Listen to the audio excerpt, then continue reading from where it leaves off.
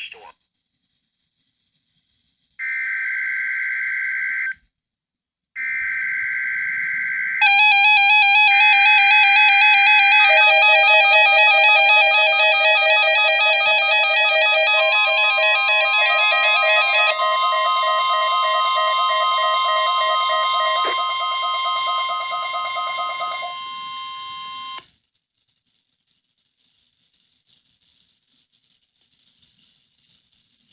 This is a test of NOAA Weather Radio's warning alarm system.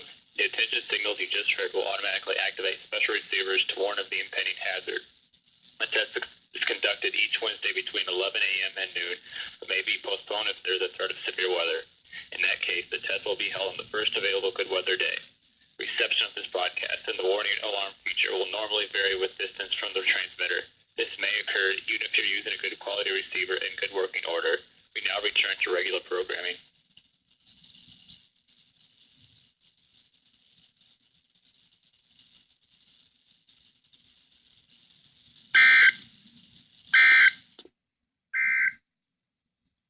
Now for the official National Weather Service.